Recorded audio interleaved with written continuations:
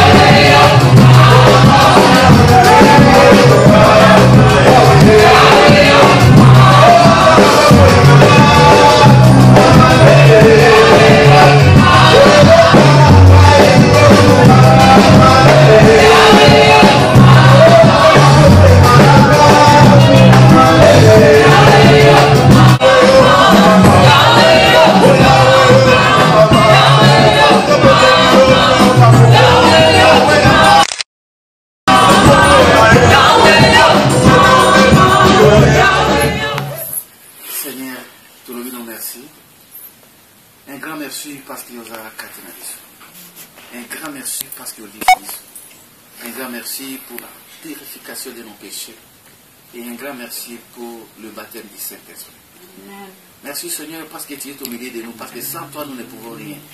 Nous recommandons la suite de ce programme entretenu. Sois avec nous Seigneur du début jusqu'à la fin. Est-ce que tout soit pour ta gloire.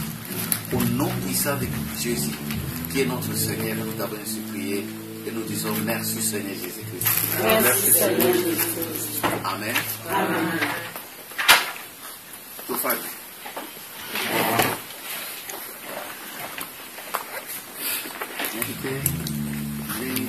Sololawa na mbondo ezobetela kule na nsima ya mokoro vraiment azokezaka bongo te. Amen. nazala so naza liboso bana nzambe so bakangi bilongi na bangaka makasi. Amen. Parce que nous appelle l'armée de l'éternel. Nous sommes très différents de l'armée de ce monde. L'armée à Mokili, au bout de la camp militaire, tout le monde en colère. Mais vu son armée de l'éternel, vous êtes différents parce que là c'est la joie. Amen. C'est le Saint-Esprit qui agit. Et quand le Saint-Esprit est là, tout le monde est quoi? Amen. Peu importe nos problèmes, peu importe nos soucis. Et le Saint-Esprit, c'est lui le consolateur. Amen. Amen. Et nous avons déjà demandé sa présence et il est là cet après-midi. Amen. Amen. Amen. Amen. Avant toute chose, j'ai été à remercier Bandeko ya Eden. L'invitation parce qu'elle a été pas dans la vie. Je sais que la responsabilité monnaie. Parce que nous avons tous la quantité de la vie. Et tant notre invitation pour nous partager, on a vu et l'homme soirée à l'élo. Je n'ai pas hésité parce qu'il a dit que D'abord, les âmes sont à biso. Et en plus, vous avez pas de Amen. Amen. Les âmes sont à biso parce que les obligations nous ont appelé ça qui biso de prier pour la base. Donc, attends là, attends la faiblesse de nous avons invité les mains pour télé. Voilà pourquoi on a remercié Bino. Pour ça, la choix, on a évité que nous avons Bino n'a pas quoi. On a péché Zambé, merci pour la présence de Bino. Au cas où la ville, nous avons Stockholm, il y a encore déjà au Balinza. Il y a encore déjà au bazar à souci, il y a bandé qu'on a baon. Na moi, il faut savoir que discuter dans des comoko. Lobby. Mon tour en Zambé, mon corps, tout sur le téléphone, à partir à Londres. Mais vous savez, les diables, à ça, la capacité à coopérer tous les miracles possibles, parce qu'il a vécu avec Dieu. Mon colo bazo chassé, baboto là qui est pouvoir en terre, il a coopéré par miracle. Les diables peuvent opérer des miracles. À propos de nous me souvenir, quand vous avez bananiqué, dans l'école, il y avait déjà babandé koya, bazo kamata zéle komi soukal, sikre. Bazo sur papier à ligne, ba pigeon à ligne. Ce sont des miracles. N'est-ce pas vrai? On appelle ça des miracles. C'est-à-dire que le diable est capable d'opérer des miracles. À cette Bible, vous voyez, à tes cravates et le colanga, à tes comme on a mais c'est le diable. Mais il y a quelque chose que le diable ne peut pas imiter, c'est l'amour. Amen. Là, il y a un domaine privé en Zambie. L'amour se dit. Le diable ne peut jamais imiter l'amour. Son monde est dans la vie. Peu importe le grade de l'église, peu importe la cravate, le colanga, même la soutane, tout ça va miracle. Comment tu dis ça? Comment tu dis ça? Non. Mais ce que nous devons reconnaître, Nzambe na kati na bato. Parce que Nzambe a mona na kati ya bato. Ce qui m'a dans Nzambe, au mona misala Nzambe na kati ya moto. Comment on a ni bolingo? Bolingo, eza domoko, eza. Oui, ils ont propriété en Zambie, ils ont identité en Zambie. Sauter dans Jean 8:44, au moment où ils appellent la Bible dit que vous avez pour le Père les diables. C'est-à-dire qu'il est aussi le Père. Vous comprenez? Que Azarapé Père, Père n'a bananaï. Et Batou, nous sommes basés dans ces masses. Il y a Jean 8:44, bah qu'on refléter caca, image à papa Nabarou. Mais bah on basé dans ces masses amour. Vous savez ce que vous êtes en train de faire, c'est l'amour. Parce que tant qu'on y a un Nazia, Babi Keza, Eden, vous avez la peau dans la bouche, n'est-ce pas vrai? Ce que vous avez dit, vous avez dit à Stockholm, il y a un métro Ezali, vous avez avec facilité voiture Ezali, guerre Ezali, biftek, mayonnaise. Est-ce que vous avez bon de la pédale? Allez, je me mets tout à l'heure. Comment ça s'appelle ça? Mousse. Vous avez la gueule. Alors que dans le moment où on a partagé, il y en a qui m'en a. Il y en a depuis le matin à moniter le renard au Tchanamon. Et non content de ça, on a imposé sous guerre, illogique. Alors, il y a non, à cause de cet amour-là, dans un verset dans la Bible, la Bible dit qu'il n'y a pas de plus grand amour que de donner sa vie pour ses amis. Pour l'ingo côté l'équipe muto akaba vie nae pour na bato mususu.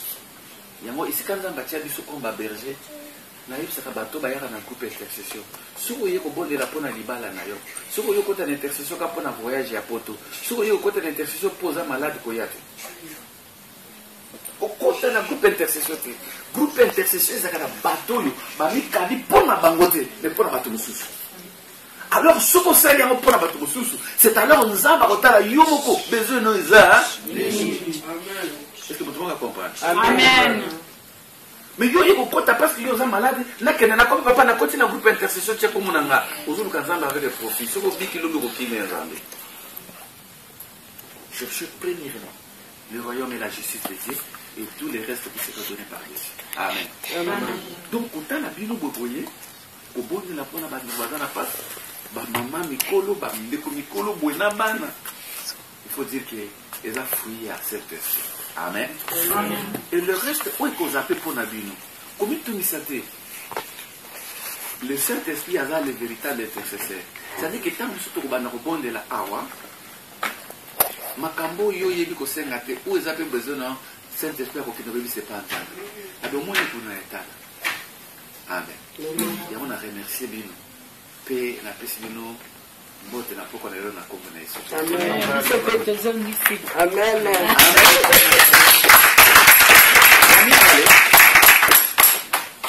Avant que la bande ko partager pour ngai na solo laka. Hein, nalinga ko compliquer évangile. Ba pesi ba ben na ngai sur le serviteur de Dieu. Nazaka apôtre ya Yesu Masia. Et nous ploba tozwa ki ngolu ya komema ce qu'on appelle la bonne nouvelle. Amen. Amen. Et cette bonne nouvelle doit être prêchée dans makambo nyonso. Vous allez comprendre que avant que Bino Boza n'associe makambo bozo ça il y avait déjà avant nous. Baza qui peut n'associer n'importe. Nous ne faisons qu'imiter eux na biso dans la foi ceux qui ont réussi, ceux qui ont fait l'expérience avec ce Dieu et nous allons imiter. Amen. Amen. Donc na poko na lelo to ko solo na lilo ba nzambe. C'est pour la première fois dans ma vie, n'a prêché et puis bâtir le drapeau à Mokabo. Ils ont une grande responsabilité. Peu importe le nombre de bateaux bozali. Et quand je vois un drapeau devant moi, la Bible, ils ont responsabilité, peut même condamnation. Malheur à moi, ceux qui n'ont pas la moitié. Parce que, où ils ont c'est molle le mobima pour Namboka. Ils ont représenté Baté Belé Nasima. Et l'ambo bâti na likolo a. Et puis on a simi na loboko. Ils appellent le biko pesa condamnation. Donc surtout salité n'engue comment mi a. Donc dans l'église qu'on a pour plaire bateau. Malheureusement les les comme bon.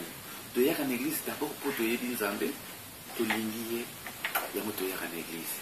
Amen. Amen.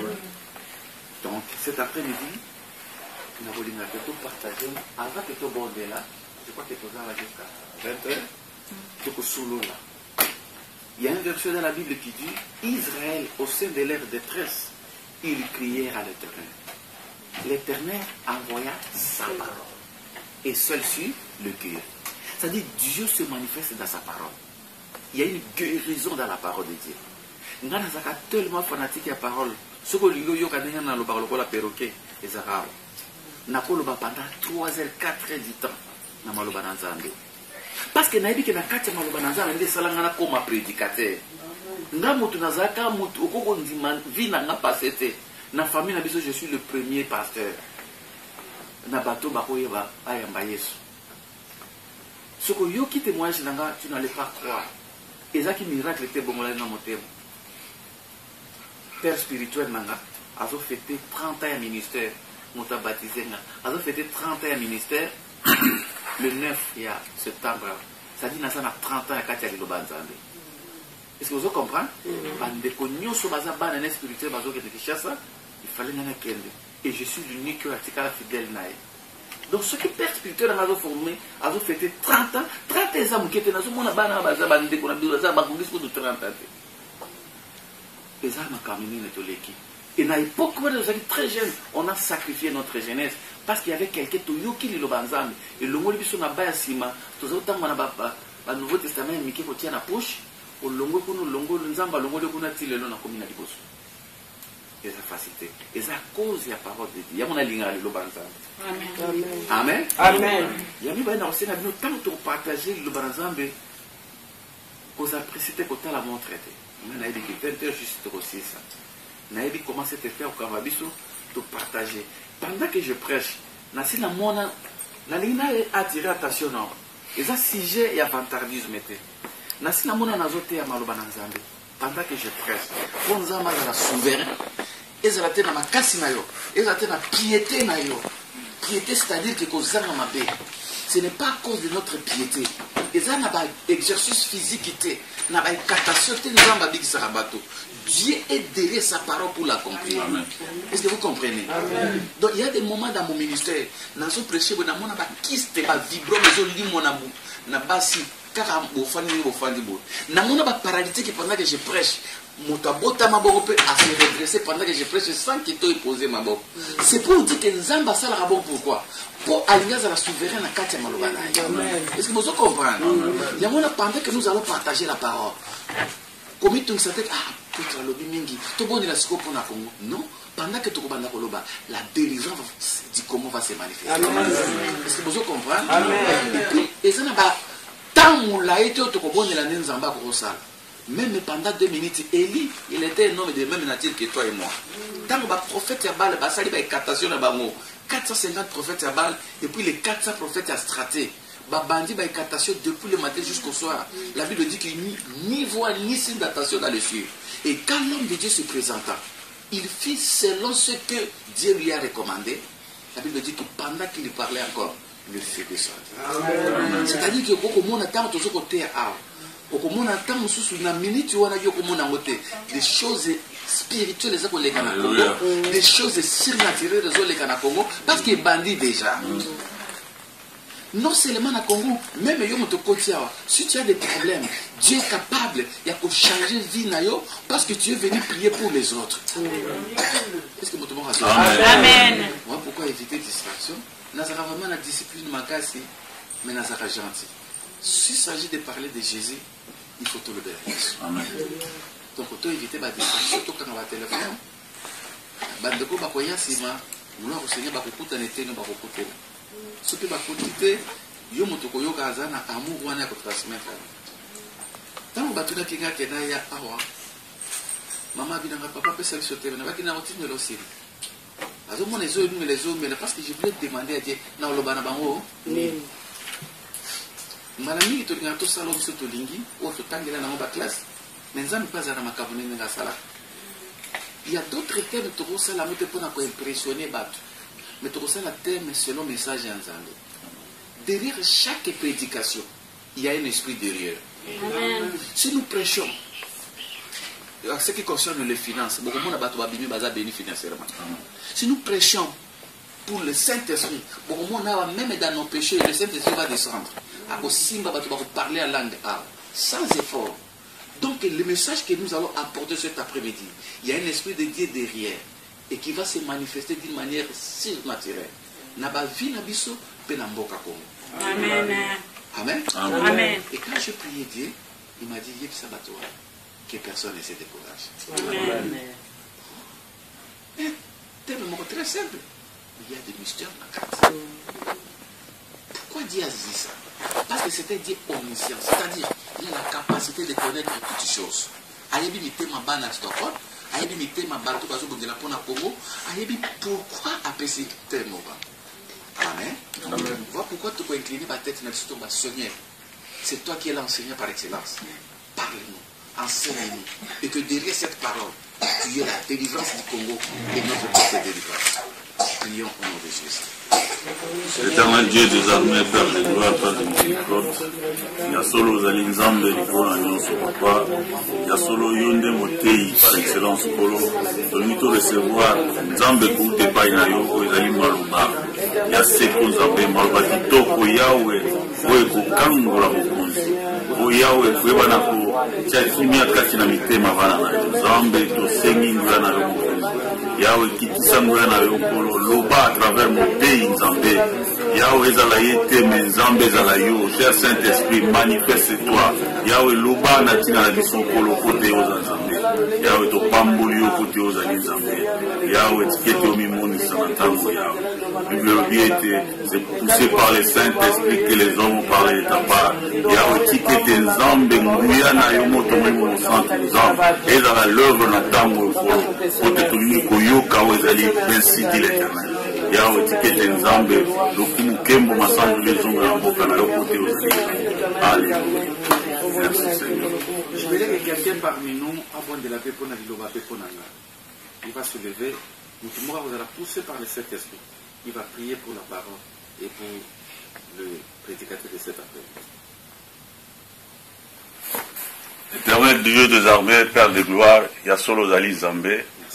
Yahweh soki tosangani kati na we esika Nzambe ezali na tina ya moto te mais ezali obe na tina na yo Nzambe ya solo ozali Nzambe likolo na nyonso papa Yahweh nayebi kotika tan oyo nasenga loboko na yo Yahweh tan oyo tokoyoka maloba na yo Nzambe Yahweh molimo mosantu kolo yo kita Nzambe yo oyeba na kote ya libota na yo mokonzi parce que maloba oyo Nzambe ezala maloba kitoko Yahweh oyo tokoyeba na kobomba kati na mitema nkolo maloba oyo nzambe ko délivrer libota na yo maloba oyo nzambe ko soulager libota na yo yawe natiki motei nzambe na sena loboko na yo yawe ezala yete me nzambe ezala yo mokonzi tika te nguya na yo nzambe ezala manifeste na pokwa lelo yawe liloba tokoyoka nzambe ezala obe liloba na yo parce que yo ozali liloba oyo ezalaki ya solo oyo esala mokili oyo nzambe na pamboli yo na kombo na Yesu.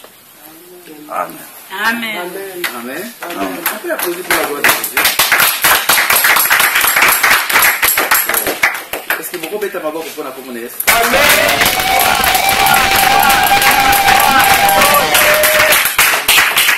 Amen. Amen. Nazana esengo vraiment ya kozwa ngono ya kopartager liloba na bandeko nanga bato balingi liloba nzambe. Bien aimé, on appelle ça la bonne nouvelle. C'est ça la mission que le Seigneur nous a donnée. Il dit, allez prêcher la bonne nouvelle à toutes les nations.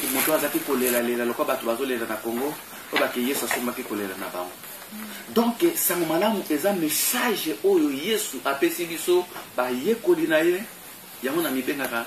Moi, si vous voulez que tu n'as pas apôtre de Jésus-Christ.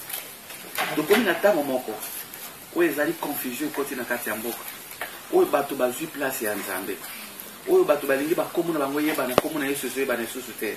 donc comme il y a une confusion parce que Kalate, Mouini Azokangama, Mouini Azokangama, c'est le diable.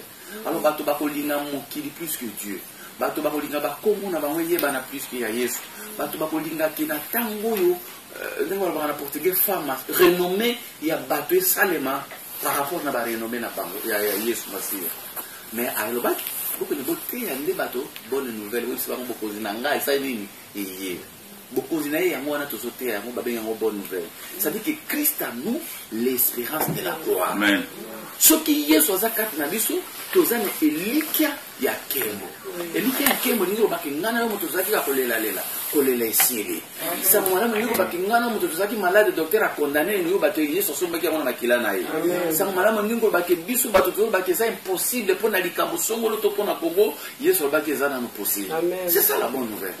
La bonne nouvelle les a été compliqué en mode non.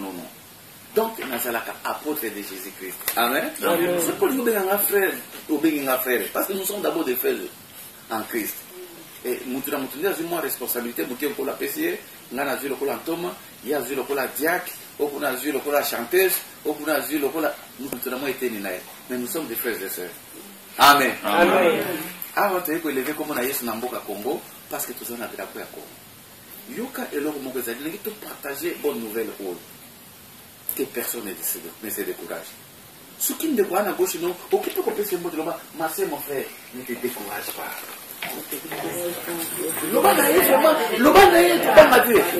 Ma soeur, ne te décourage pas. Amen. Amen.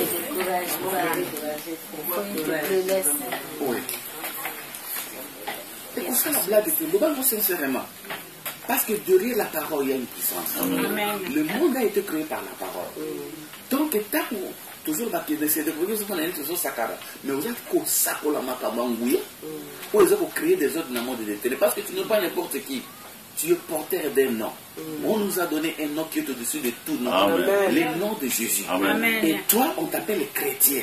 C'est-à-dire, tu es comme Christ. Un Christ en miniature. Et tout ce qui va sortir de ta bouche a le pouvoir. Et le diable le sait. Quand tu déclares, yo mon raté, yebisaka soko lingo yeba ke maloba de la puissance, yebisaka moto. Yo on lake la mama beso moto na kotika. A kotika? Tu n'as non lake la nga, so na kofi, famille na nga, parce que so banga makabo yo lobby. N'est-ce pas vrai? Mais alors si tu dis des bonnes choses, pourquoi tu n'es pas conscient que makabo yo zo be ko sale? Yo moko zo se rendre compte que o bangisaka, maloba no ezana nguya.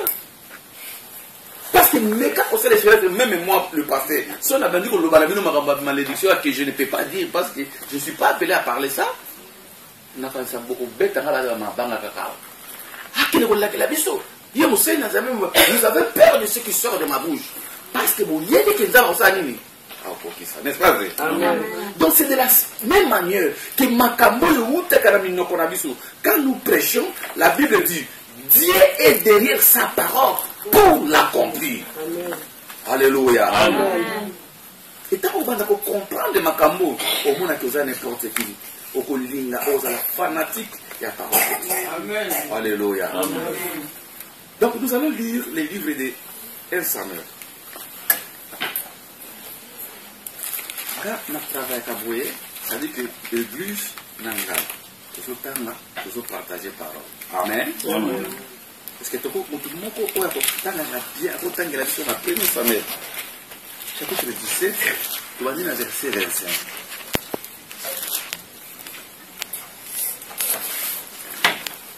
« 1 Samuel 17, verset 25, la Bible déclare. » Même 32. Ok. 1 Samuel chapitre 17, tu vas dire dans verset 25 jusqu'à 32. 25. La Bible déclare, chacun disait, avez-vous vu monter cet homme? C'est pour jeter à Israël un défi qu'il monte. À celui qui les tuera, le roi accordera de grandes richesses. Il lui donnera sa fille et il affranchira la maison de son père en Israël. David dit aux hommes qui se trouvaient avec lui, que fera-t-on pour celui qui tuera ces Philistins et qui relèvera les défis lancés à Israël? Qui est donc ces Philistins, cet incirconcis, pour lancer un défi aux troupes du Dieu vivant? Le peuple, répétant les mêmes paroles, lui dit, voilà ce qu'on fera pour celui qui les tuera. Eliab, son frère aîné, qu'il avait entendu parler à ces hommes, fut enflammé de colère contre David. Il dit, pourquoi es-tu descendu? Et à qui as-tu remis ces petits troupeaux dans le désert? Je connais ton insolence et la malice de ton cœur. C'est pour voir la bataille que tu es descendu. David répondit, qu'ai-je fait jusqu'à présent? En voilà une affaire. Il se détourna de lui pour s'adresser à un autre et posa la même question. Le peuple lui répondit, comme la première fois. Lorsqu'on eut entendu les paroles prononcées par David, on les rapporta devant Saoul, qui les fit chercher. David dit à Saoul que personne ne se décourage à cause de ces Philistins. Ton serviteur ira se battre avec lui. Alléluia. Amen. Moi, je crois que vous allez applaudir. Amen.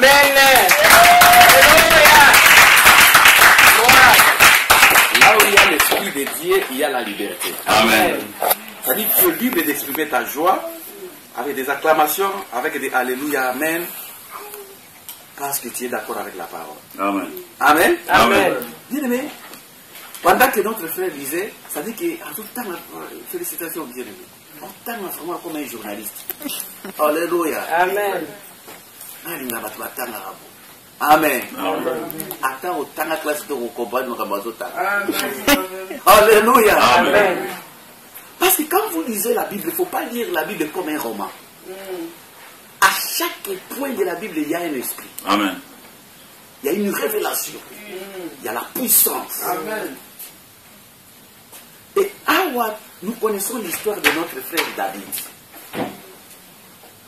David, qui était un berger, un villageois comme moi. Amen. Amen. David était un villageois comme moi. Il était là pour garder le troupeau de son père. Mais la Bible dit un jour, David a accueilli pour n'importe quelle ration. Et pas parce qu'il y a front, il y a bataille. Pour ne pas répéter cette histoire que nous connaissons, nous allons voir l'esprit du message de cet après. Quand David est arrivé sur le champ de bataille, Akouti, Israël à côté. Akouti, les Philistins. Vous connaissez les Philistins? Les lots, vous avez les Philistins, les lots. Philistins, les lots, ils ont une bande de Gaza. Pour Israël. Jusqu'au moment où on a la télévision, on a la guerre. On a ça trêve il y a quelques jours. Depuis le temps, nous connaissons Goliath à Bimaka. Amen. Parce que Goliath à Bimaka, ils ont une bande de Gaza. À l'époque, ils ont payé les Philistins. Alors, Bazara toujours l'habitude à Israël. Voilà, nous allons attaquer ce peuple-là. Toko boto la mabele na bango. Toko asijeti bango pe toko nyoko la bango. Alléluia. Ezaki à l'époque ya roi Saoul. Et Bible le dit, Saoul ezaki un homme expérimenté de guerre, un homme de guerre. Abunda bitumba bele pona Israël. Israël est bandu dans le mikolo tene ozuma na télévision. Et banda bitumba kala ya territoire. Pour vous dire que le kamabele va s'arrêter. Amen. Qu'est-ce que tout le monde a compris? Amen. Dieu a permis à son peuple Dieu qui est saint de saint de saint à permettre au peuple à défendre le territoire, à défendre les Mabélé. Il y a des fois d'affaires, il y a des gens qui si je commence à prêcher pour le Congo, parce que je connais les vérités bibliques au bateau. Parce qu'il y a des fois où vous vous retrouvez parmi les hommes de Dieu, mais non, vous faites la politique. Mais la politique, c'est quoi? Si Dieu lui-même est qui est saint de saint, il a permis à son peuple de défendre son territoire. Ce que Yona ne voit pas vous. Amen. Amen. Donc, Babylone, comment vous ça, peuple d'Israël? Yoka. Le type là qui sortait chaque matin pour combattre Israël, abandonné par intimidation. Ennemi, même le diable peut attaquer yo motozo kanga, pour détruire, abandonner nos intimider, abandonner mentalement. Alors là, tu sais que Maramona est aussi maté. Alors là, que Dieu est capable de faire quelque chose. Il va d'abord commencer par notre mental. Quand ma mental n'a pas découragé mentalement, et puis sur faiblesse spirituelle. Moi, je suis de les après suppose, avant de commencer à découragement même et à prière. Est-ce que vous comprenez? Amen. Quand tu veux te mettre en genoux pour prier, tu commences à te décourager. Il commence à te décourager dans ton cœur. Il dit, mais toi, regarde, tu es un pécheur. Est-ce que Dieu va t'écouter? Regarde ce que tu as fait. Il ne faut pas prier. Là, là, là, bon. Et pendant que tu dors, lui, il vient t'achever. Est-ce que vous comprenez? Amen. Le diable est sorti. Mais il mange. Il y a Goliath. Azak au film à Bango jour et nuit. Abi, bon, je ne peux pas combattre avec tout le monde. Vous choisir le meilleur parmi vous. Abima. Si on a gagné, ma belle, on a mis ce Israël comme bon, on m'a esclave na biso. Bien aimé, les ma belle, ceux qui m'ont boto le territoire comme esclave na. Est-ce que vous comprenez? Comme esclave na mutuana na mboka na yo na ndako no. C'est comme si mon voisin no allait à côté abandi ko beto na miso moi sinon na bana. Est-ce que vous restez na kama koloba? Ako zo moi sinon kene ko fungoli manga petio karawana. Et David na Goliath ayebaki yango.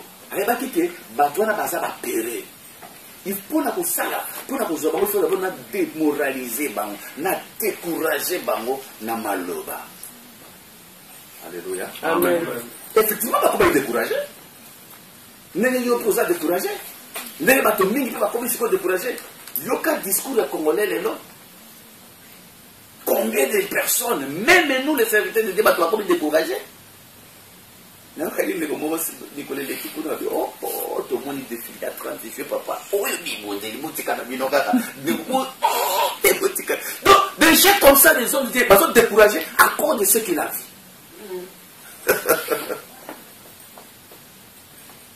Il y a des gens qui ont découragé, même les gens, quand je suis arrivé dans ce pays, les gens me disaient, oh, on m'a béni,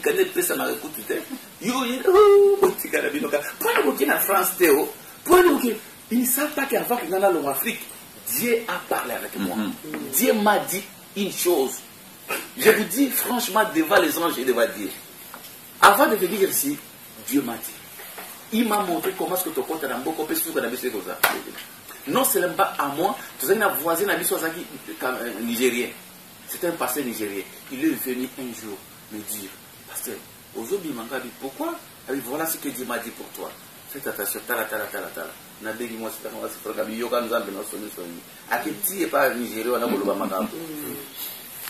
C'est comme ça que nous marchons. Si on a d'autres temps, on a image, on a comme à Berlin, parce que dans l'église, il y a un fan là. Même en Stockholm, quand je suis arrivé à Pomara à Stockholm, il y a déjà ma personne à Stockholm, il y a 5 chambres. Ah, à Stockholm. Si on a dit pour la capitale, on est dans une assemblée qui est là. Tout le temps, on a un peu de zambalo. Pétant de zambalo. Il y a un village, il y a un petit peu de jusqu'au preuve de côté, alors, diable, Azakana Makamonebo, pour décourager, tango les ans sous tango candidate, tango Congola Roso Sumbomote, tango. Il ne faut pas qu'on se décourage. Il n'y a pas que les armes à libosser à diable pour qu'il atteigne l'objectif final. Ils ont un foyer dans l'issue, ils ont un beau cannabis. Le diable, il sort chaque matin pour défier eux, pour défier la nation. Il y a ma spécialité, il y a ma démon. Chaque démon a ma caractéristique. Dans le combat spirituel, il y a un groupe, il y a ma démon. Et chaque groupe, il y a un démon va spécialiser dans le domaine quelconque. C'est vous ça comprendre. Alors, si on peut pas atteindre l'objectif, il y a un dit que il y a un découragement. Il y a un langage qui n'a pas été changé. Il y a un même pourquoi tu vas décourager? Et ça fait que tu vas décourager. Alléluia. Mais vas être découragé. Bataille depuis le combattant à Téléma. Depuis le combattant pour Bondela. Depuis, il n'y a pas de solution. Les gens sont découragés. Bataille découragé à cause de quoi? Et David, lui, il était un forestier là-bas, un berger. Avec côté de la Bible, à côté de défier nation Mobima. Bateau qui expérimentait la guerre. Bateau qui cause de sa taille, à cause de son arrogance, à cause de ce qui sortait de sa bouche. Israël tremblait devant cet homme-là. Tout Israël tremblait devant cet homme-là. Même les rois s'en. Alléluia. Et Yokama Kabesa David ici, Koyaye, a tout les ballons. David, avez-vous vu cet homme s'avancer? C'est pour jeter en Israël un défi. Il s'est avancé. David en avait, c'était l'argent. Même aujourd'hui. Amen. Si vous avez un ngombe, ngombe, natia kaboye kaka, simple pas pour comprendre. Joa ngombe moko, kata yote kao libano za komi. Beaucoup d'argent, n'est-ce pas? David, et c'est lui qui perdait le troupeau de son père. C'est-à-dire qu'il était le fils héritier. Si son père mourait, c'est lui qui devait continuer cette œuvre-là. N'est-ce pas vrai? Donc, à ça qui héritait, à ça qui pauvreté. Ce n'était pas la richesse. Quelles sont les motivations de David? Qu'est-ce qui a poussé David à risquer sa propre vie? Parce qu'il n'était pas pauvre. Il pouvait aussi faire ça. Alléluia. Donc, tu as la motivation nini. Kotina moto atelema abundela nation na ye abundela peuple na ye abundela libota na ye to bundela ka mboka te pe bato bundela mboka te seulement kaka tango za pauvre non seulement kaka tango yo moko za na Congo mais même si vous êtes à l'étranger vous êtes héritier vous êtes la richesse vous êtes la tout au mieux sur pourquoi vous en avez suivons maintenant l'exemple de ces garçons David. Alléluia. Amen. D'abord, avant que David a s'engager à sa vie en danger, en comprenant que le comment que l'ibota nae peuple ne bazaki bangonyo se décourage. Voilà pourquoi tout, mais pourquoi tout ça? Donc mutu moko bino nyonso. Mutu tapu que de défier et azali. Il a compris que ces gens-là bazaki découragent. Amen. Amen. Maintenant, avant tout le temps, David, il faut voir que le découragement est un succès de l'année. Amen. Sous ça, il faut décourager, mais vous ne tapez pas le diable. Ça dit que nous avons appelé sur ma promesse. Même dans la vie sociale, même dans la vie dans la famille. Diable n'a pas le bas en temps. Mais il y a beaucoup n'a découragé là parce que nous comme ça par exemple. Vous croyez que au Rosomsa même à tête au bon délire. Au talibol ah papa, mais na yoka ba langage ya bato. Na poto na boye si il faut mona na vraiment ça na dire. Ba na fiki mona kai ka mutili. Kene na bozo tika ba mona kene na bozo luka musala. Vous découragez moi là pourquoi? Parce que yo moko za la conscience ton limite que moi na koko comme mon na mboko. Yo moko zo ndimate. Diable a tout na kati na. Et je remercie Congo moko na makamba sali leo. Ba pesi bana ba médaille. Parce qu'on encourager bana attendre après la que de l'université. Au contraire pour décourager moi dans notre que biso na poko yo mutako comme mokozité. Ça ce n'est pas pour les enfants de Dieu. Parce que la Bible dit que tout lieu qui fleura la plaque de vos pieds, je vous le donne en possession. Esther azaki mwana mwasi azaki expatrié lokola yo lokola nga, Mardoché azaki expatrié lokola yo nanga, Joseph azaki expatrié lokola yo nanga, mais batona bazaki bakonzi na étranger. Amen. Donc diable soit pas découragé yo moko bangi. En tout cas quand tu n'attends pas classe yango, mon sala na reserve par exemple. C'est la découragé bato mingi. Ya kokopisa mission ensemble te. Tu as source mosusu mutuye moko pe. Mutuye moko donc il se décourage. Enfin il y a une salle de l'autre côté. Vous croyez qu'à croiser les blancs, ndeyo ko sala ba exploit na kati ya mboko. Même attends sur des pays riches. Je connais pas tout ça ba appelle en mboko ba ya ba tant opportunité en ba zalaki. Mais ba fanda na ndako ba sala de l'autre côté jusqu'au moment où nous vous parlons ba na le répéter. Mais au moins, un jeune garçon, jeune fille, il y a une chasse à lobby, à s'organiser, à s'en courage, je n'ai pas, au lieu de battre ton immeuble naki. Oh, Asimikisa, courage, Père Moutoune a dit que nous sommes capables, en tant que moi, dans Zambé, il y a que la richesse, il y a que investir. Amen. Il s'organise dans la vie. Il faut le découragement dans la vie. Le troisième découragement, il y a battu.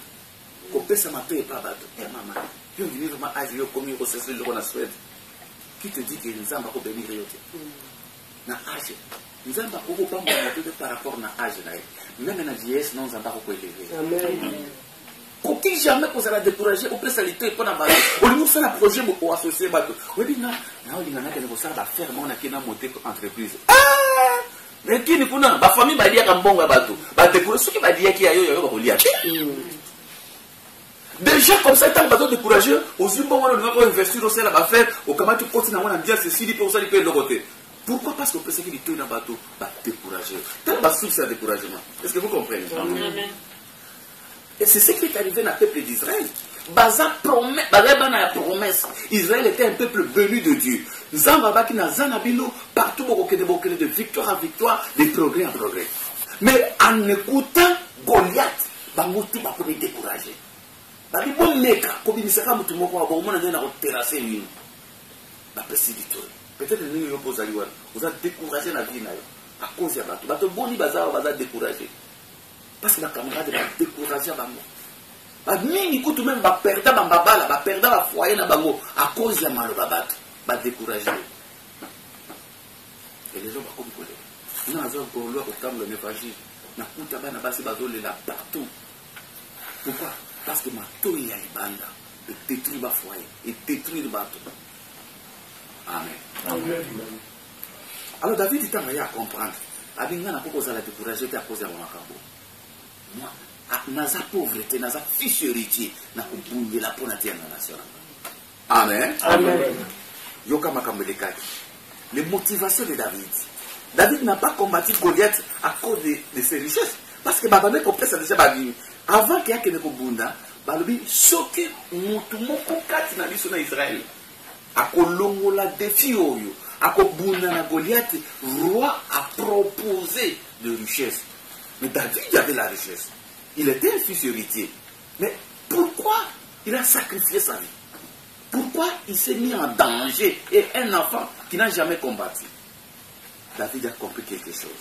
Amen. Amen. Et le copison notre concours sala yangoana. Yadiboso, c'était pour ôter l'opprobre de dessus d'Israël. Alléluia. Amen. Opprobre des années. Et ça soni moko oyo koki ko imaginer te. Soni moko lekin de l'eau. C'est-à-dire quoi? Yo moto wana nzambe. Yo moto oza na ba promesse nzambe, mais oza ko hériter en côté. Bato ba komi ko seka malgré ba promesse wa. Alléluia. Amen. Vous n'allez pas dire le contraire aujourd'hui dans Makambozo et dans Congo. Congo, c'est un pays de promesses, de richesses. Mais ils vivent dans un moment, il y a opprobre. Sur le moulin. Pourtant, il y a un agresseur, na taille, na bango. Et ça sort le moulin. Alléluia. Amen. Qui peut ôter ce défi? Nana koki kolongola opprobre oyo na mboka wana. Opprobre bakolongola ngote na makasi ya nzoto, na ba classe T. Si Dieu n'est pas avec toi, même dans le niveau de la famille, même dans la vie sociale, au cause de nos amis, famille va faire son combo, va quartier va faire son combo, qu'il y a bal raté, il y a bon raté, au comment on a sonné mon combo. Donc, bateau c'est caillou. Mais il y a quelqu'un qui a le problème. Et ça, moko a le son, ou on a le kati, au temps où yoki moquerie à bateau, ou yoki ndenge bateau bazo chola. Comme une souka. David a combattu, c'était pour ôter le problème, où il attaquait Israël. Raison encore, et qu'on s'en dit, ça n'a pas quoi. Chaque fois, une fois seulement, que Dieu bénisse ce bateau à lumière et deux. Une fois par mois seulement. Pour nous bondir. Une fois par mois, on a attendu. Pourquoi? Parce que bateau a découragé. Bateau a découragé pourquoi? À cause de la taille adversaire, à cause de la réalité. Alléluia. Tout le monde est découragé. David a dit, Ngai na kende. Alléluia. Yabi Balé. Parce que l'armée de l'Éternel était insultée. Yo comme ma déclaration à David. Lorsque Loïc entendit la parole prononcée par David, on les répéta devant Saoul.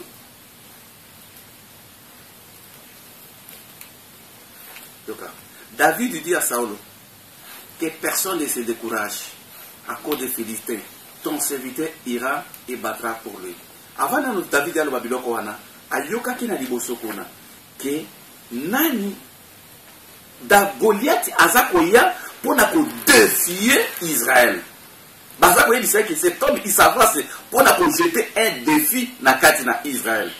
Peuple baye na verset 27 va reprendre makambo nyonso et pas na David ba lobi omoni mutu wana azako yako défier biso.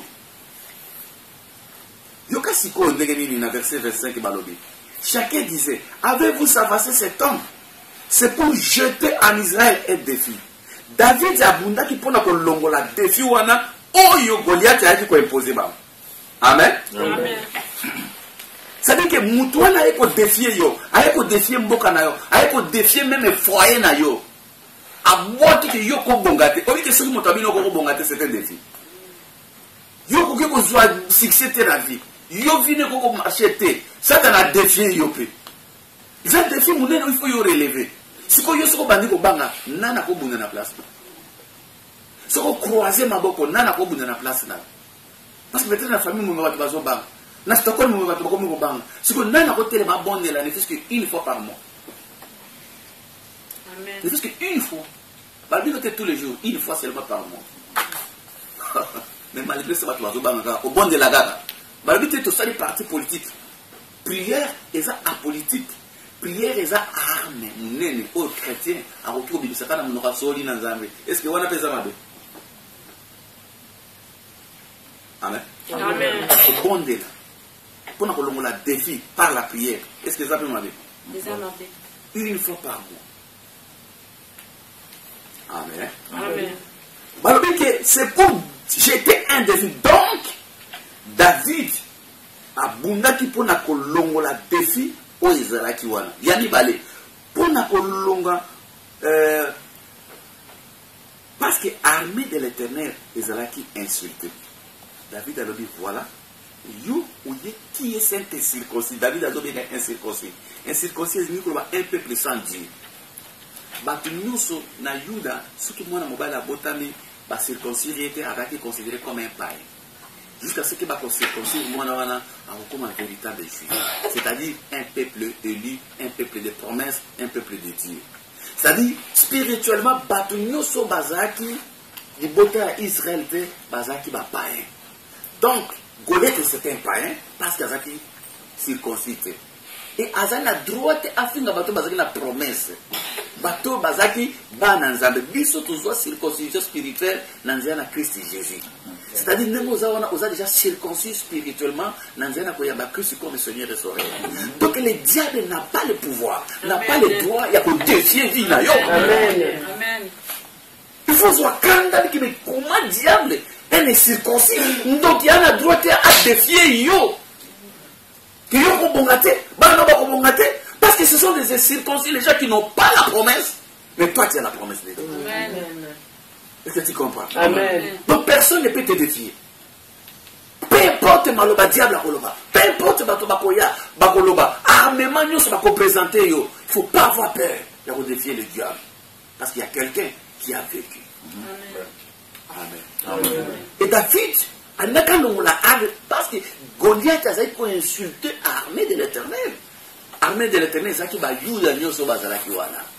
Tant bazako bima chaque matin ko finga bango et pesier kanda. Abi dit en tout cas, mutu nyoso boko ko finga Israël mais sauf un païen. Alléluia. Amen. Un païen a droité, il y a ko finga peuple saint. Et pesier kanda, et pesier motivation. Voilà des raisons au diable nan plutôt de mon avis David. En soi qui ko sacrifier vie nabi, moi je vais combattre cette possible. Au moins, moi, quand il y a pour délivrer la famille, même ceux qui sortent de la famille, et que toi tu es un enfant de Dieu, il faut voir moi quand. Pourquoi la famille n'a pas muté? Pourquoi vous n'allez pas muté? Parce que moi je suis chrétien, je suis l'armée de l'Éternel. Personne n'a le pouvoir de combattre ma famille, de combattre les enfants. Amen. Alléluia. Il faut révolutionner. Parce que tu es chrétien, c'est-à-dire tu es comme Christ. Christ peut vaincre. Et personne ne peut te combattre, peut te vaincre. Amen. Amen. Il ne faut pas tolérer tout le monde. Ah, ils ont la bonne famille, non.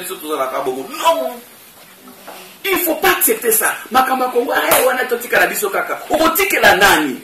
Bato bazo kufa na Kivu. Bazo kufa na Congo kuna. Bazar armée de l'Éternel. Ils ont fait un bateau, le colario. On telle mozo akanda. Qui est cette circoncis? Peu importe le bingo, ils ont sangana. Ils ont les États-Unis, ils ont derrière. Ils ont la Russie, ils ont derrière. Ils ont la arme de mon côté. Eux qui ont résisté devant l'Éternel des armées. Amen. Alléluia.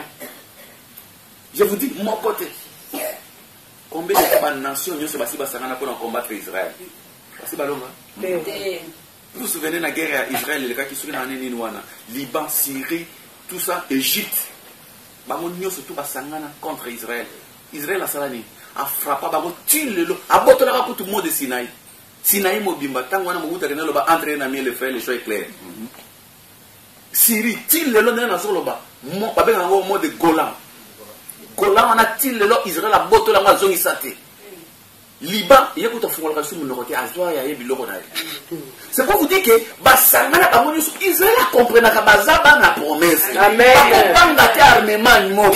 Alléluia. Congolais. Amen. Ou bien on est bizarre, ou bien on est bien. Bon, on va gagner pour la famille. On va gagner pour la banane.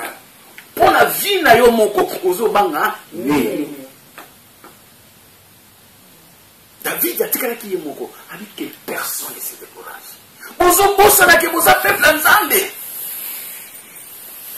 Moi je vais combattre cette circoncis. Je vais vous rappeler que c'était les circoncis. Bino bosa peuple nanzambe. Vous n'êtes pas de n'importe qui. Je vais vous rappeler que vous avez une alliance avec ce Dieu. Amen. Pourquoi vous n'avez pas quitté? Pourquoi vous avez découragé pour la bande, pour la famille, pour la mobile? Il ne faut pas céder, il ne faut pas vous paniquer. Que personne ne se décourage. Congolais. Amen. Même Balakisi, que les États-Unis vont s'engager, nous avons une conférence de BRD. Makamo ne bandi sauté. Permettez de ces bandits, si c'est vrai, si c'est faux dans ce camp, va modifier la frontière à Congo. Est-ce que vous voyez Masangwana ya kapo ebangisa soko kibongo ah ba grand pise bango ba kolo mokili zanzambe. Amen. Amen. Avant que bango ba ya kosala Berlin peuple oyo zo mona babeka ba Congo bazalaki na territoire wana avant. Mundela yenda eko tia la frontière mais peuple wana bananza mbasa mokili bazalaka wana. Ezate ba kabela ki bango ba pesi bango nzambe nda tia bango wana. Est-ce que vous comprenez? Amen. Donc, et là, comment vous allez ça? David va motivation, il a relever des défis. Il a des défis pour combattre cette incirconcis. Alléluia. Vous avez la motivation, Misat. Il y a des choses que l'on trouve. Son inakati à l'ibota, il y a mis balai, et ça qui parce que l'armée de l'intérieur, ils ont incité. Et puis il y a mis ça, ils ont relevé des défis au ennemi qui ont imposé. Il a dit, moi, j'irai. Et bien, quand il y a ce que vous avez au cours de relever des défis cet après-midi. Amen. Au cours de la malobami, balai, ça, monte pour quitter le coup, les quitter qui n'attendent pas. La Bible dit, si deux d'entre vous s'accordent pour demander quelque chose à mon nom, je le ferai. Deux seulement. Et cet après-midi, nous sommes plus que deux personnes. Amen. Si nous nous accordons pour demander la délivrance du Congo, la délivrance de ce peuple qui souffre jour et nuit, des martyrs, des femmes violées, des enfants, même des hommes, Dieu est capable, il y a pour exaucer ce mambo de cet après-midi. Amen. Si nous nous mettons d'accord pour ta vie, pour ta famille, pour tes enfants, pour ton mari, pour ton cas particulier, cet après-midi, Dieu est capable de changer. Amen. À moins que l'on ait un bosso, kobanga, découragement. Football kango à partir de l'élo. Et ça, découragement n'est pas notre domaine. Amen. Amen. Amen. Alors, si ko biso lelo na gina tuna, makambo izo le kana ko. Est-ce que bazo défier Congolais? Est-ce que bazo ko insulter armée de l'Éternel? Bon, est-ce que ma condition est à réunité pour tellement bundal quoi David a bundagi? Amen. Est-ce que ce ma condition est à réunir? Cause na yo juste ou bien juste? Mais si quoi qu'on y mette pas faut pas être d'accord na yo. Parce que quand l'enfant s'est élevé, l'enfant David, il a dit moi je ne veux pas continuer à écouter ça. J'irai, je vais battre cet homme. Ma grand frère n'est propre biologique. Propre. Et il y a David, quoi?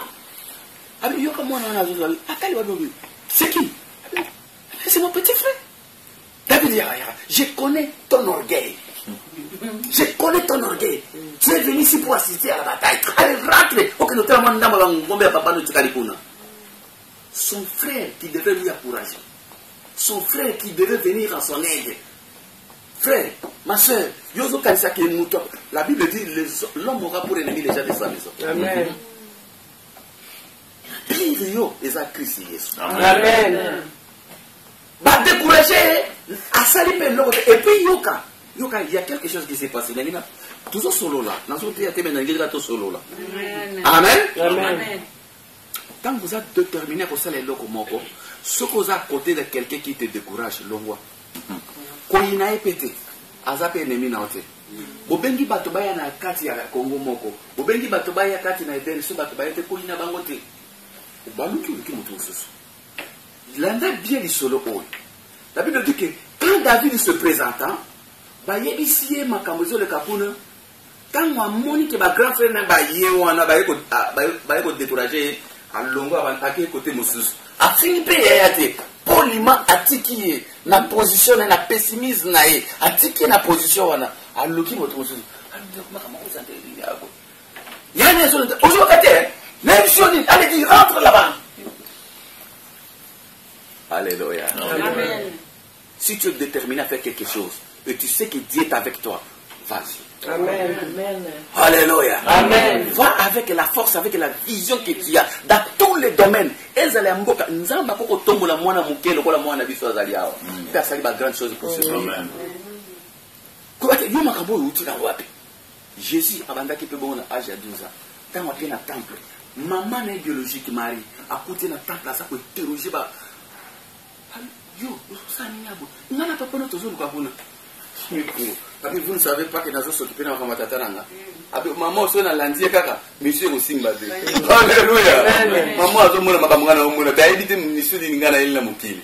c'est ça. Nga ceux qui m'ont d'accord avec la vision et ma campagne, na ko inote na tipi malembe na luki bato ba soutenir na mi balemi sato toke liboso. Pourvu que mi bato na nzambe ba pambwa. Amen. Amen. Nazo sala vision na nina sala ba faire nanga. Ubandi ko décourager makamone l'équipe munene na longo na luki muta ko encourager na vision. Amen. Amen. Parce que je sais que j'ai un Dieu capable de nous amener.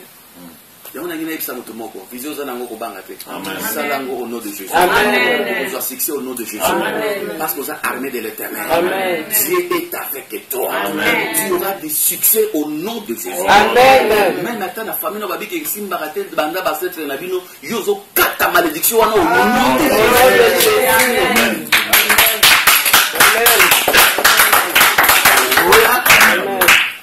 David a l'ongorana. So na fanji abo mboka ezo kele netije. Alléluia. Ce qui est na batwazo décourager bilo bondela te. Tika bo sangani na mibale misato balingi ko bondela. Bokutani, bo bondeli une fois par mois, Dieu va exaucer. Amen. Amen. Amen. Donc David a bondaki pour na ba cause misato. David a daki mwana ya pauvreté, azaki na ba richesse na ye. Ayeba ki te même si ma yabitu mwana même soka ki ko bundate. Ba pesa e mwana ya roi, ba pesa e mwana ya roi te. Ya zo bunda nano pona mboka na ye. Tala ba raison misato. To yaka te ko bunda awa te, to yaka bunda awa te ko ba futa biso. Aucun jour ko mona ngana zo ya na yote bino ba bo futanga. Jamais. Bo futanga te. Mutu abenga na musala ya binika ko futela ngana. Amen. Mais so pesi ngako pa mai o pamba. Amen. Amen. Partout na kendeke. Nana bande ko bazale bazaki na bude. Nazo 400 na ba avion na hiver. Okita kuna température moins 25 35 na nord ya Kiruna kuna so Kiruna so wapi. Nazo kile. Ba ezaki ba risque. Donc ça dit que aucun jour n'a pas pu imposer bango avant na ya il faut que tu aies un compte na banque. Il faut vous tenir un hôtel à 3 étoiles, il y a 5 étoiles parce que moto benga ngana mosele za bangote. Amen. Amen. Est-ce qu'on peut ça là on a compte na là ni nanga. Nazar que les choses na baté ba yambela nga bazaba temo. Na tuna na ko mela api mutu kango okenda ngavo. Mais voici parce que na yebina na benga na musala. Amen. Amen. Donc c'est ça. Tokoki ko yako bondela te parce que yo za pauvre non. Richesse yo ko zwa tango zo ko bondela oyo. Soki mboko no eza libéré, eza na makambo bele onzamba ko pesa yo. Amen. Soki famille no eza libéré, oza ko intercéder pour la famille na yo. Makambo yo ko zwa eleki oyo zo ko kanisa sikoyo. Soki bana no ba prospérer, vieillesse na yo ezali garantie. Amen. Amen. Est-ce que vous pouvez comprendre ma parole? Amen. David a dit ba proposition loi zo pesa ya bundaki pona ngote abundaki pona makambo misato bango ba proposer ye richesse ba proposer ye moi si mwana ya roi ba proposer combo ya famille na yeba avec moi je vais combattre à cause de cette circonstance parce qu'il a insulté la main de l'Éternel. Amen. Parce qu'il veut occuper notre territoire. Nana obuza kwa bambongo na binote na ko yate ko bonde la kaka po il faut pas futanga pona za la mokonzi pona za la sortie ndenge nini. On peut s'engager dans la bataille pour des intérêts matériels. Voilà pourquoi la Bible dit cherchez premièrement le royaume et la justice de Dieu. Amen. Et toutes ces choses vous seront données par-dessus. Sauf qu'on est une église à cause des biens matériels. Il faut connaître ce Dieu pour le mieux servir. Amen. Amen. Amen. Est-ce que tu en attends? Tu connais presque la soupe. Le yoga siko. Nous avons un juste. À mon équipe, moi, on a risqué vie. Abundi pena Goliath. Alléluia. Amen. Alongi à relever défi. Alongoli opprobre à corriger insulte sur l'armée de l'Éternel. Nous avons dit là c'est comme on a makamanga na kosa. Renommé oyo bandia ene babanda ko luka banda kala. Ba pesi yango David. Oyo yo kanite ko basali David. Alléluia. Amen. Oyo ba kosali la yo.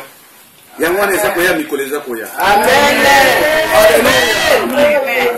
1 Samuel chapitre 18 verset 7. 1 Samuel chapitre 18 verset 7. 1 Samuel chapitre 18 verset 7. La Bible déclare: les femmes se répondaient en riant les unes aux autres et disait: Saoul a frappé ses 1000 et David ses 10 000. Alléluia. Amen. Yoka. David a tout à l'heure qu'on a tant de moralité. Motaga bunezaki nani? Saoul. Mais David a bomi ka moto moko basi ba changer ne ba bia bomi combien? 10 000. C'est pas rénové. Vraiment. Est-ce que moto senga tiamo? Alléluia. Amen. Oh, il y a 5 qui ont été renommés. Le renommé, le renommé, ngana zo peso renommé nga moko na nko nzamba rusuka linga élevé au frère ako élevé na ndenge oyo so la calcul c'est nzamba ko créer condition moko boye lobi ba bengi so na moko comme ministre Amen. comme no yebana pe bato comme ko binelo na porte nzamba po ni lokona kombo da kongo ba byo ka nzamba po niyo ba yemelio ya amen Amen. et Dieu est capable ya ko changer histoire na yo soki ozuluka na intérêt ya bato mosusu soki ozako défendre nano baninga mosusu amen Amen. basi ba changer nzembo mama David a tikala ko bunda te mais lokona bunda te pour intérêt nzambe basi ya bi oh abomi dini et ana makamu sisi yo salite bato bakolo bakosa et omoni frère wana soki na kisa omoni immeuble bato soki immeuble na te bato babi yo mutoto nyama po ba edika to za kopamba Amen. amen Amen. bakumo bango kana musika parce que nzamba tie le boko na vie na yo liko na bana na yo parce que tu as combattu et bon combat Amen. est-ce que vous pouvez Amen. nazo mona élévation pour natina na bino Amen. nazo mona élévation pour na bino Amen. pour na bana na bino Amen. pour na ba génération na bino Amen. au nom de Jésus Amen. Alléluia. Gloire, gloire, gloire. yoka sikona verset 12 kanga no kino ti papa 12, la Bible dit Saoul craignait la présence de David parce que l'Éternel était avec David et s'était éloigné de lui. Alléluia. Amen. Tant David ya sisi ko bunda bitumba oyo Dieu nzamba tie terreur liboso ya balini na ye bato so bakomi ko banga ye bakobanga o kaka bongo Amen.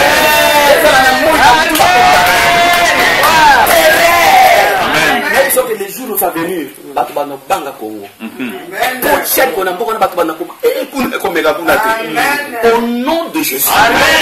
Je ne suis pas venu pour plaisanter. Je suis venu vous annoncer ainsi dit l'Éternel. Amen. Dans les jours à venir, par nation, bakobanga mboka wana. Bakotia terreur. Mboka wana. Afin que mutu nyonso akolinga koze kotanga kombo ya mboka wana abangi ye moko. Oyo nyonso akose soulever contre vie na yo. Contre vie ya bana na yo. Bakobanda kobanga nzamba za kotinda terreur liboso na bayini.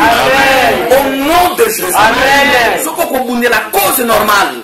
Bayini no bango moko bakobanga yo. Amen. Amen. Est-ce que mutu moko azoyoka? Amen. Alléluia. Amen. Et ya misato balabaki na yeke soko olongi bongo nde nsima nango biso tokokende kokumisa kombo na famille na yo yoka siko 1 Samuel chapitre 1 Samuel ka 17 tozonga na 17 verset 55 à 58 yoka eloko moko eza wana noki noti frère na nga 55 à 58. La Bible déclare, lorsque Saoul avait vu David marcher à la rencontre des Philistins, il avait dit à Abner, chef de l'armée, de qui ces garçons est-il les fils? Abner. libota na nino moto kombo papa ne bayebanaki te bon bato nyonso bayebani bakombo bazao siko oyo azobima famille ya nani nde batunaka yo eske mwana okombo famille nini oyo boye oyo ayebani wapi noki Abner avait répondu, aussi vrai que tu es vivant, ô roi, je ne le sais pas. ayebanaki te ni tata na ye 56. Informe-toi donc de qui ce jeune homme est le fils. il a fallu qu'on allait faire les investigations pour connaître l'origine de cet enfant-là. Il a fallu que batinda bato pour pas que ne luka moto ayebana kite yo linga va que s'engager il faut aller moto yebani. Même au yebani te si Dieu te touche c'est parce qu'il a changé l'histoire de la famille. Amen. Alléluia. Amen. Amen. Continue. 57. Quand David fit de retour après avoir tué les Philistins, Après avoir tué maintenant les Philistins, Abner le prit et le mena devant Saoul. David avait à la main la tête du Philistin. Alléluia.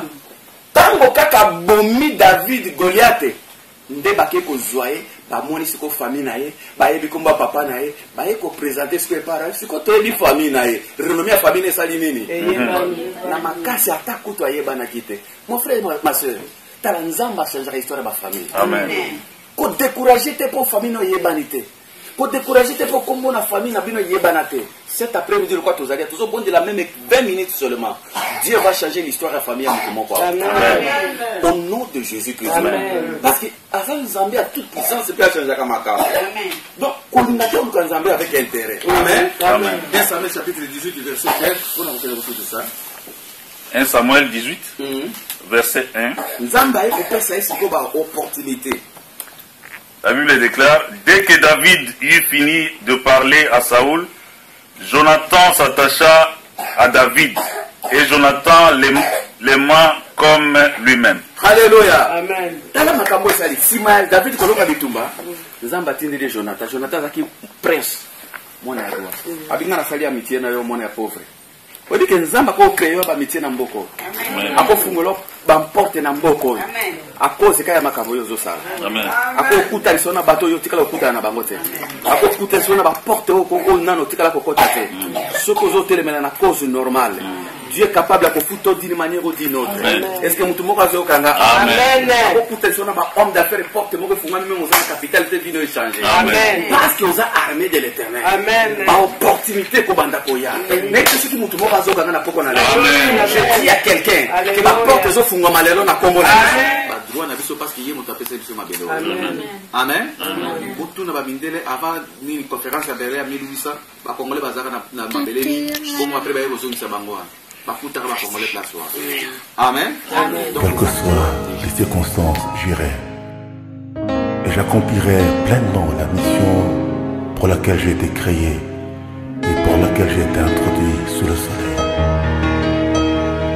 Même si ce que j'entends n'est pas ce que je sais, même si ce que j'espère n'est pas ce que je vois, je sais que j'irai et j'accomplirai cette mission. Quelles que soient les circonstances. Parce que celui qui m'appelle porte un nom qui justifie toutes les circonstances. Il s'appelle Je suis.